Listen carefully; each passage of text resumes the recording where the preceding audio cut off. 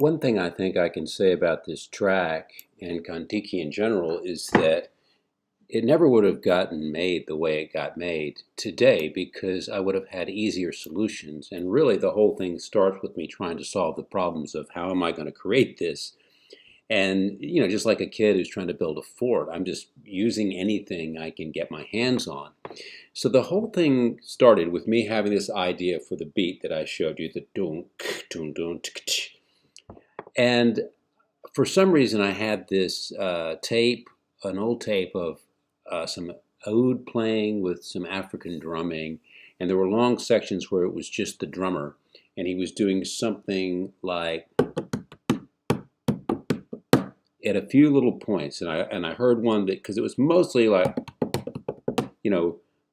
just undulating timing, but there was one little section where I thought, well, that might be something I can work with, and I had a very crude computer program which was free, you might remember, called Cool Edit, which was on the PC that my wife and I had, and I managed to get this little section of drums, probably on the 4-track, put them into Cool Edit, and created a section of it that sounded sort of, rhythmic enough for someone to play along with, and I ran it through a ring modulator to get this kind of texture.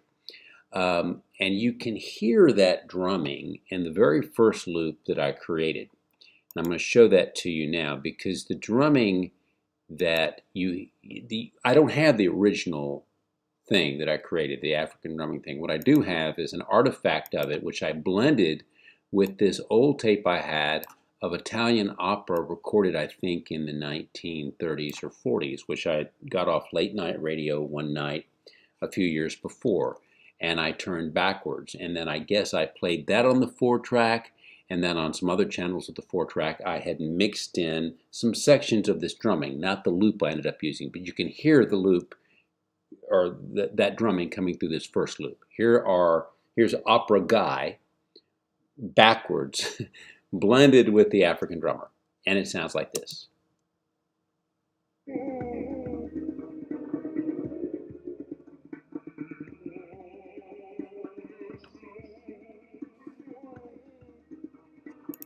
And so that's our first loop that I created. And I knew that wasn't rhythmic enough to play along with, but I had created the second loop. And when I created the second loop, which was rhythmic, it went like this. Or it's kind of, because you actually hear Darren playing along with it. And it sounds like this. You hear a blend of Darren and the African drummer run through a ring modulator at the beginning of the song. It's this. It'll be very familiar to you. Come on. That's both of them mixed together on my 4-track. And what I did was I took that little section of drums out to the country, and that was Darren's first trip out, I do believe, maybe his second. And I got him to play along with that looped African drums for about 4 minutes. And then I found the bar that was locked the best. And I recorded that, with a couple of microphones. Seems like there was a separate kick in overhead, or might have just been the one overhead. And you can hear when I drop the ring modulator and bring him in full for the first chorus, and you just hear him. And it goes like this. So, you actually have both of them blended here. You hear African drummer, ring modulator, and Darren all together. But the whole thing is the same pattern throughout. I had forgotten that on Homefront Cameo, there are no drum fills. That was part of why Brad was so keen to bring in these other rhythm elements when we mixed it. And we ended up adding those tabla hits and even a gong. I'm sure hearing that, he thought, well, we're going to need to do something to keep the drums from being so static besides using Rob's 2 drum sounds, the ring modulator and then the non-ring modulator drum sound. So that's loop 1 and loop 2, and that's how Kontiki started. It would have sounded like this at the very top.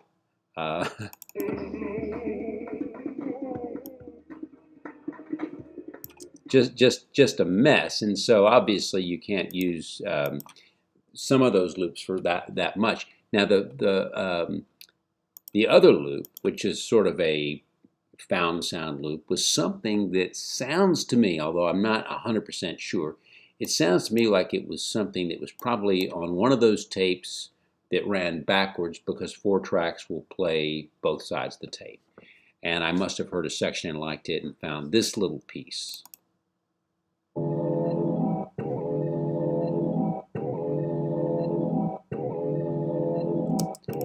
Now the thing about loops is that not so much these less musical ones, but a rhythmic loop can give a listener a sense that everything is locked and stable, and allow you to create something that sounds more vast. And I had learned this from working with John Crosland when we did his version of the song "I'm in Debt," and then Dave McNair had really gone to town on the idea of looping with both flying and his version of My Before and After.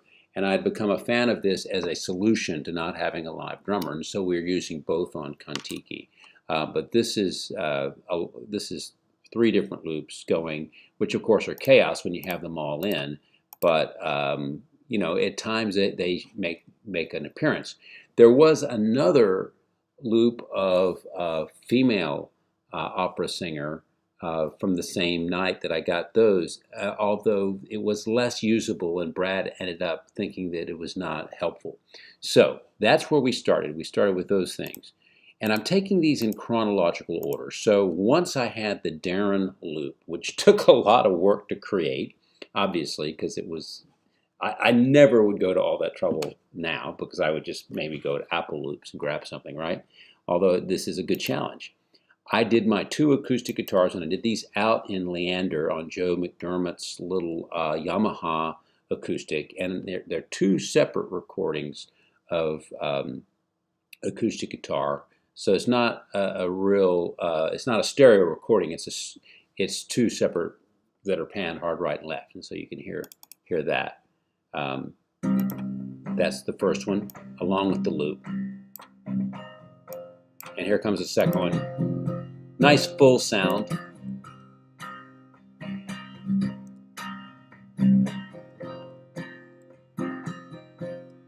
Now, I don't have evidence of this in these sessions, but certainly that very first ADAT tape would have at that point had me doing a scratch vocal to give Whit a roadmap as to where we were in the song and all that, and myself.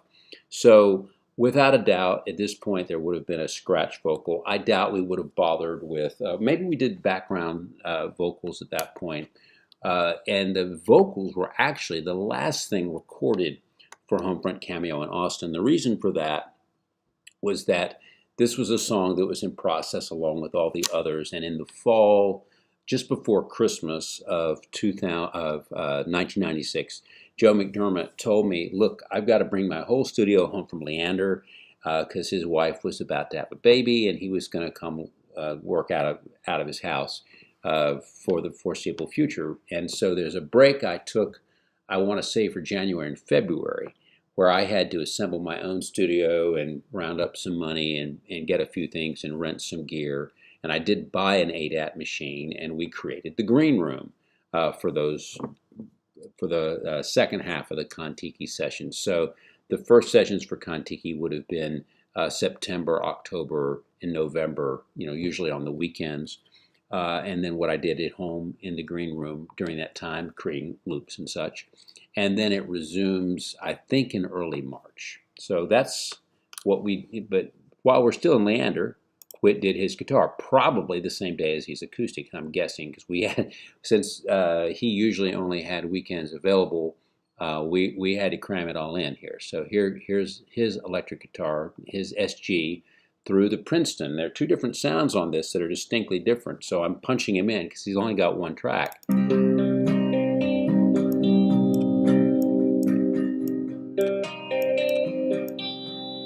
And you can hear he's working, off that motif, that original motif. But then when he goes into the next section, there's this beautiful tone change, which I'm sure is a separate recording. Right here. Here we go. That's awesome. And I remember recording that. I don't know if we used a separate guitar. You know, I can see on the waveform, you see there's a big break there. He's punched in, and that was the first moment, and I've talked about this before, when I put just an SM57 in front of his Princeton blackface amp, and I heard that sound, and I thought, how are we making that? And then it occurred to me, well, because there's a really great player sitting next to me doing that. And that doesn't have anything to do with me finding the right piece of gear. It was a very cool moment. You know, this sound is a little more typical. That's kind of his more standard jangle. But this right here sounds like he switched over to the neck pickup, and it's just gorgeous. Probably rolled off his tone. Then the next thing we would have recorded would have been my Yamaha Clavinova. Interesting because I don't remember, and it was a cumbersome thing, but I must have brought it out to the country because I wouldn't have recorded this at home. And what a pain that was. But it's really cool, and it serves a very important purpose. So here comes the Yamaha Clavinova. Stereo recorded. Kind of makes the bridge.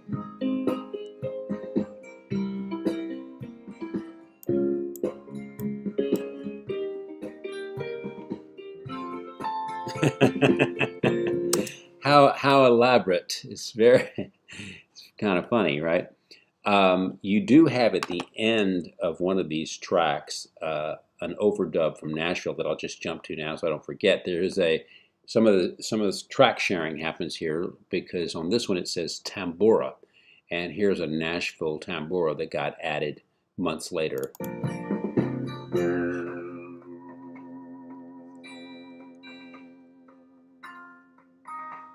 I think that's really cool. One of Brad's samples. So that's the piano. I'm still on the Leander tracks now, and then we added Whit's beautiful mandolin. That's great. And I must say, I'm surprised at how well I recorded this. I'm sure anytime you hear me on Kontiki recording something well, it is a happy accident because I didn't know what I was doing. Obviously, I had figured out how to use Joe McDermott's condenser mic, which was an Equitech at that point, because that's not an SM57. And that's what we did out there until George Reef came to town. And I set up a time for George to come out, and George gave us the bass. And he comes in when Darren's drums switch over from the ring modulator sound to the full-on sound. And I'm going to cut everything else out so you can hear George's entrance.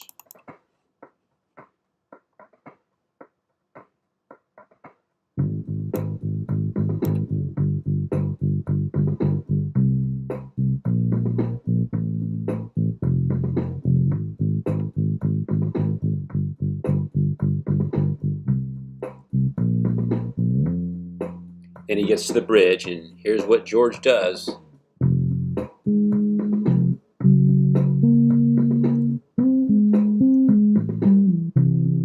So funky.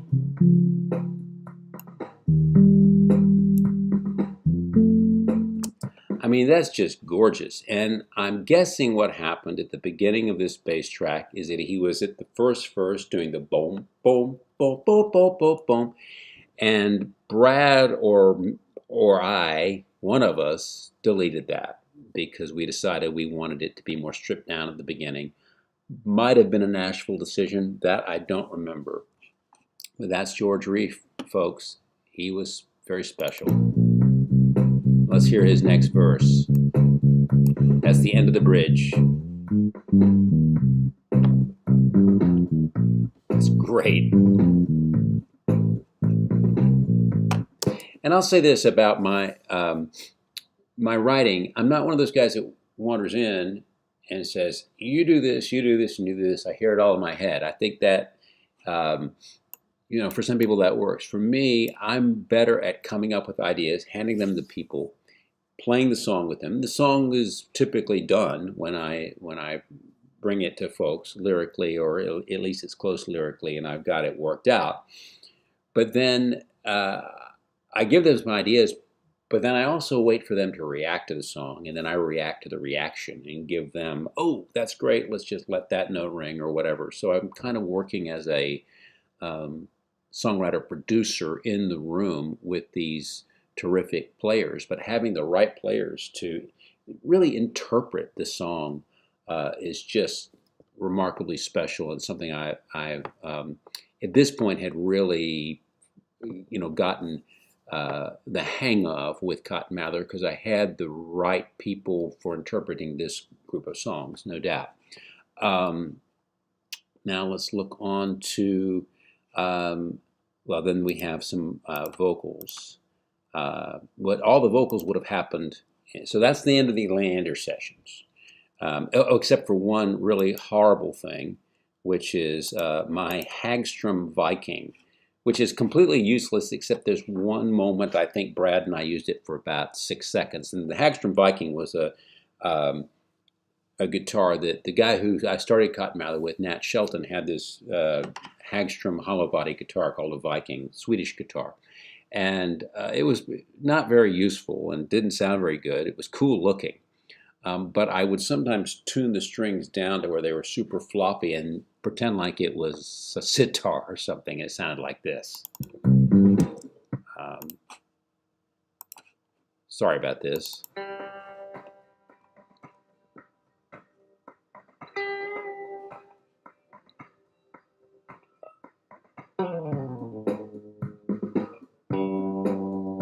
It's not very...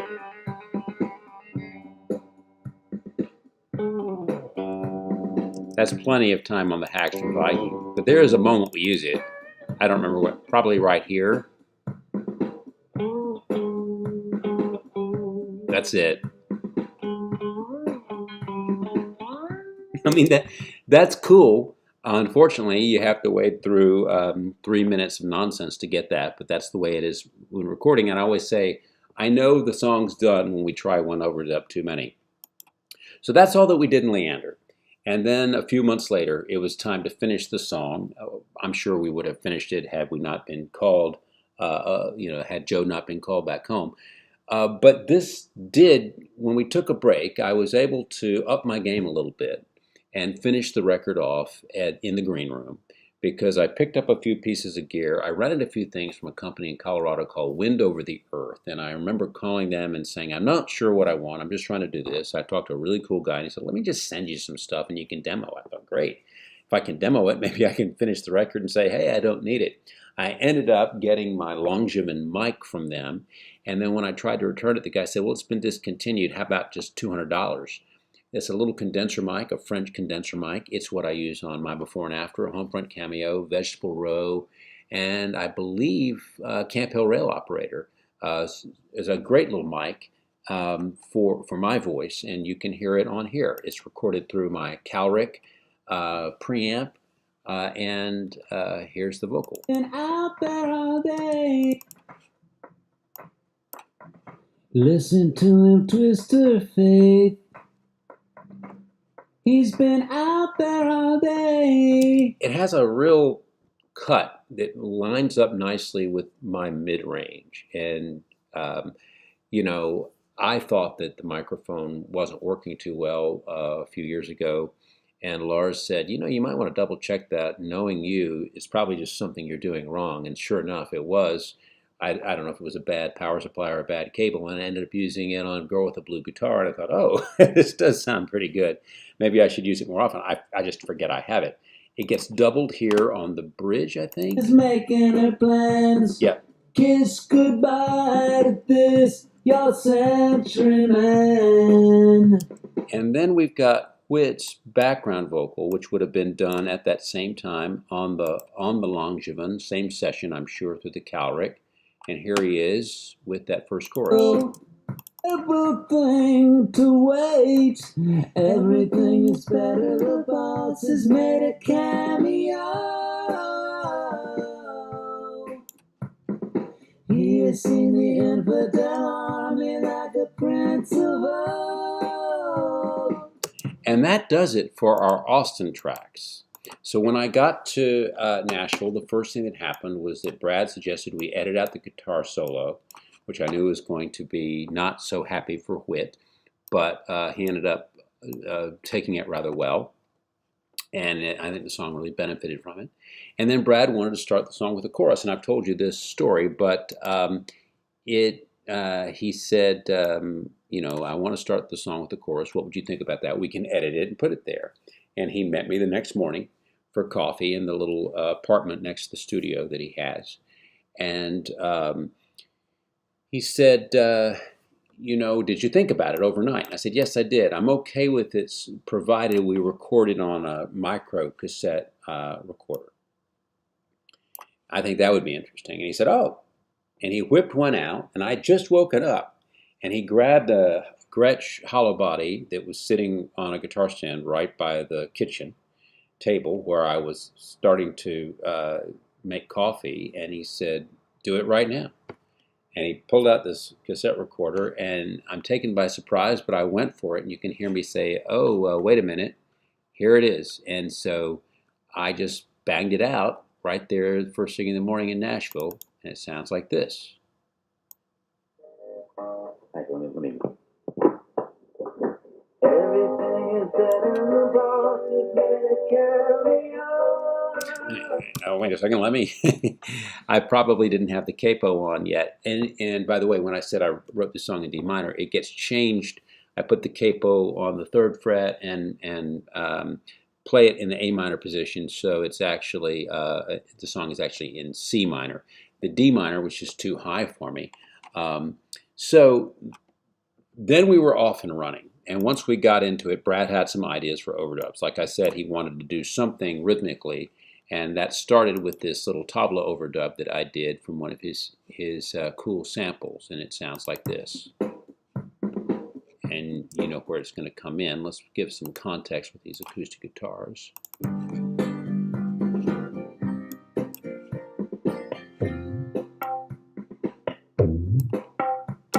That's after the first chorus. Everything is better than busted, and then it makes quite a lot of racket during the bridge.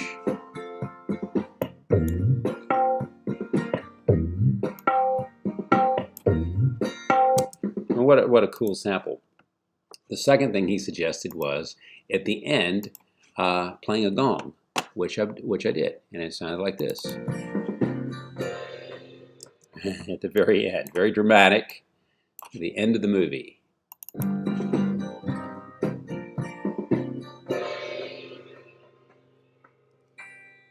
It has a few more hits later. And the final touch, which I ended up regretting, and I don't now, I went through a period of time where I didn't like this, was the marimba that he had me double with Whit's guitar lick. And it went like this.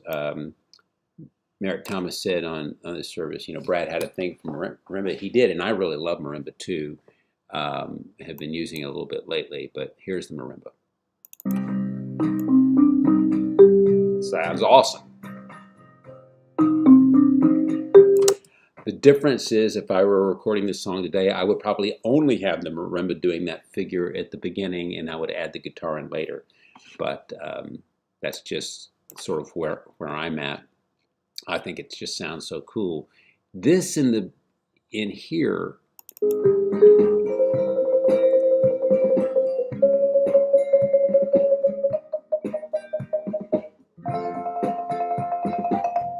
I wonder if that's Brad and not me, although I think I could probably do that. I don't know. I was probably up for about anything. And that does it for our Homefront Cameo tracks. Now, one thing you're going to notice when you get these tracks and you compare it to the final version, this is slower. I listened back to the Brad mix, and I detected, it's a little up. And we did, on the BRC, we tended to speed things up for mix and had a nice effect and would sort of tighten things up. But yeah, this one has a slight speed bump, speed lift, The ones that are most dramatic are Lily Dreams On is really sped up. The vocal sounds like a child. But that's our breakdown of Homefront Cameo, and I don't think there's anything else. I mean, you do have the appearance of these loops in and out of the song, particularly at the end. You get the guy.